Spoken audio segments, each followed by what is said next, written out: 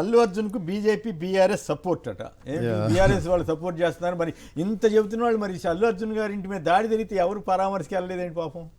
Sir స్పష్టంగా భయపడిపోయారా రేవంత్ ప్రభుత్వం ఏమైనా చేస్తేమని? అలా ఏం లేదు సార్, అదంతా ఉట్టిదే. కానీ ఆ విషయం ఏదైతే జరిగిందో అది బాధాకరమైన విషయం. తల్లి చనిపోవడము, ఆ అబ్బాయి హాస్పిటల్లో ఉండడం. కానీ ఇక్కడ ఏంటంటే రాష్ట్రంలో హోంశాఖ మంత్రి లేడు దాన్ని మాట్లాడడానికి. ఈరోజు సినిమాటోగ్రఫీ మంత్రి ఎవరో మరి మీరన్నా చెప్పాలి, లైవ్లో మాట్లాడాలి. ఒకటి అంటే సంక్షేమాన్ని చూసుకునే సంక్షేమ శాఖ మంత్రి లేడు, విద్యను చూసే విద్యాశాఖ మంత్రి లేడు.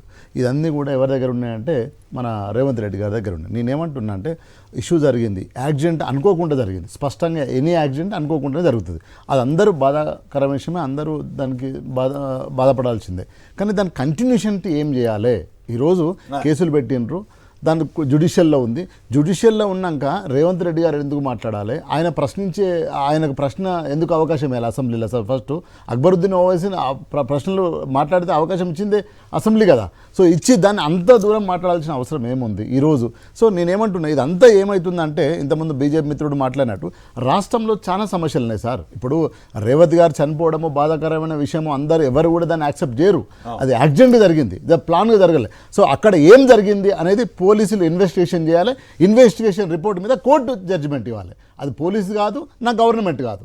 అల్టిమేట్గా judicial is my father and mother. వాళ్ళు నిర్ణయం చేయాలి ఎవరు తప్పు చేసారు అనేది.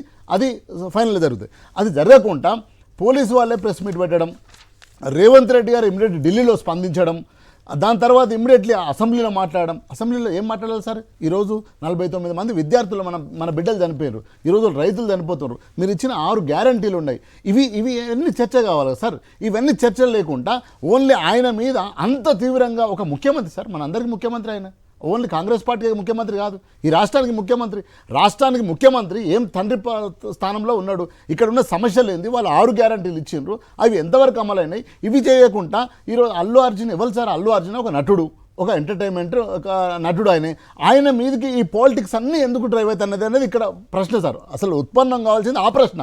ఎందుకు అంటే ఒక నటుడు ఒక సినిమా తీసిండు, అది రిలీజ్ అయింది, ఒక యాక్సిడెంట్ అయింది, ఆ యాక్సిడెంట్లో ఒక తల్లి చనిపోయింది, అందరం మనం స్పందించినాం, బాధ వ్యక్తం చేసినాం. వాళ్ళకి ఏం జరగాలి, నెక్స్ట్ ఏం జరగాలో అది చెయ్యాలి. అది చేయకుండా మొత్తం రాష్ట్రంలో రాజకీయాన్ని మొత్తం అల్లు అర్జున్ చనిపోయిన తల్లి చుట్టూ తిప్పడం ఏంటి? ఏం జరుగుతుంది అసలు? ఇప్పుడు దాడి జరిగింది. ఎందుకు దాడి జరిగింది? 20 రోజుల తర్వాత కేసు పోయి జ్యుడిషియల్లో ఉంది. దాడి ఎవరు చేశారు? కాంగ్రెస్ కార్యకర్తలు చేశారు. కాంగ్రెస్ కార్యకర్తలు ప్రొవోకేట్ చేశారు. ఈరోజు దాడి చేయాల్సిన అవసరం ఏముంది సార్? కోర్టు కేసులో ఉంది.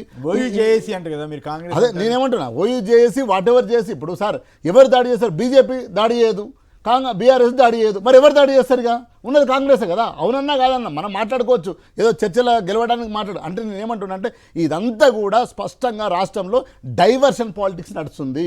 ఈ డైవర్షన్ కొద్ది రోజులు కాళేశ్వరం కమిషన్ సార్, తర్వాత ఫోన్ ట్యాపింగ్, తర్వాత కరెంటు కమిషను, తర్వాత మూసీ నది, తర్వాత హైడ్రా తర్వాత ఇప్పుడు ఒక ఇష్యూ.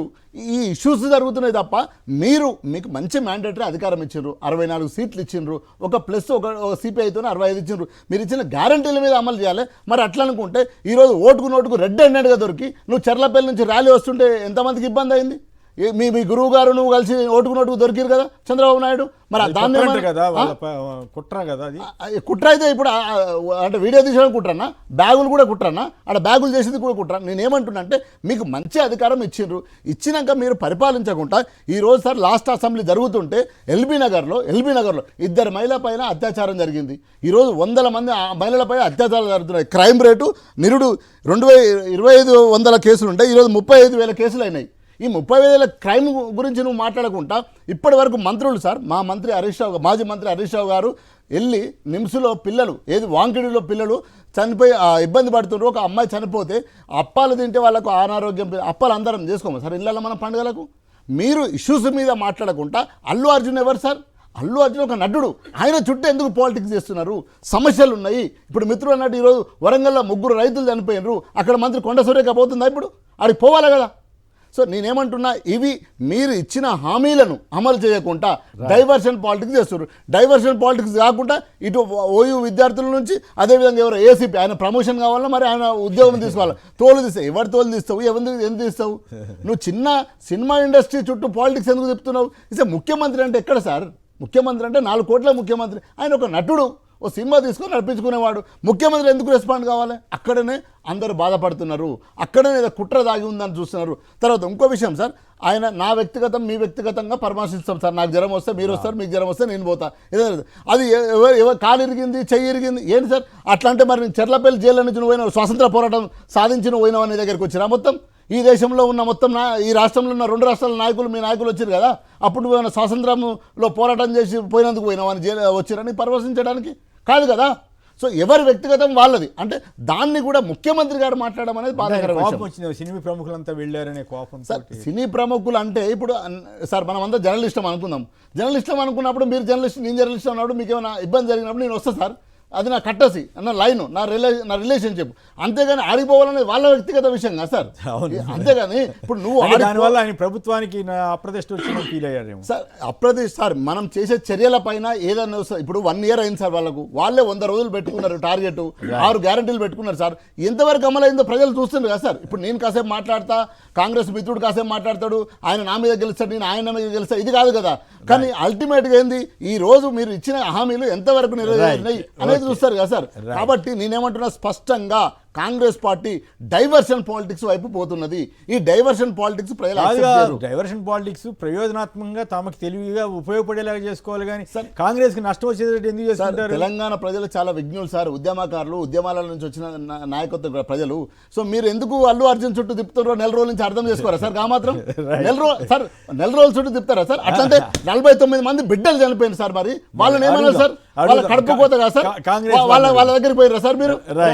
ముఖ్యమంత్రి రెస్పాండ్ అయిందా సార్? మొన్న రెస్పాండ్ అయ్యి వాళ్ళకు నాణ్యమైన తిండి పెట్టాలి వాళ్ళకు అని మాట్లాడిండు. అంతకంటే ఏం చేసిండు సార్? శ్రీనివాసరావు ఖమ్మం నుంచి